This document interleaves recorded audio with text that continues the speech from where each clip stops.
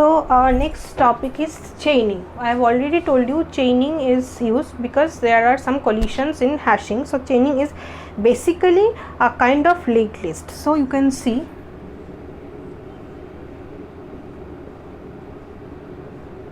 from this like this. Okay.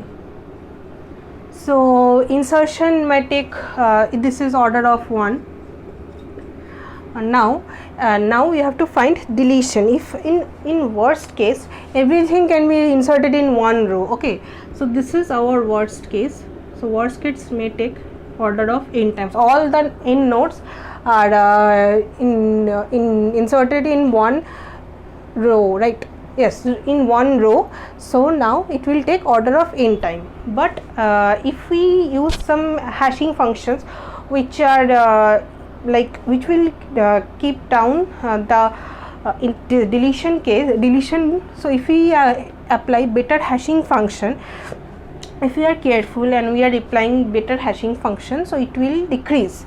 So let's say this is a load factor, alpha is load factor, and this is basically n by m.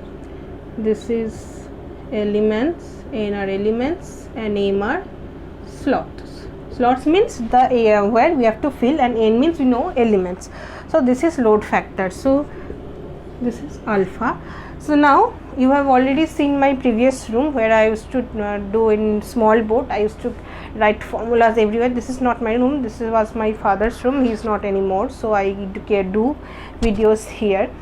So just I have you may have seen that I put like a stickers kind of thing in my whole room. I don't make short notes. I never did. So stop asking me about short notes, because I have started making and then I left. I am not good at this. So I used to tend to, let me check also this is correct or not. Yes, because I always used to do vice versa, slots by elements. So this is like I don't know, it happened with me. So I kept it in front of me somewhere. I pasted like a sticker. So if you are making short note or anything, if you are making mistakes like me, so you can write it down. So coming to our question, that so average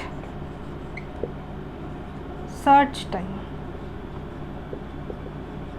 will be 1 plus theta of 1 plus alpha. This is coming to our average time, because the best case is n, the worst case is 1, sorry, the best case is 1, worst case is n.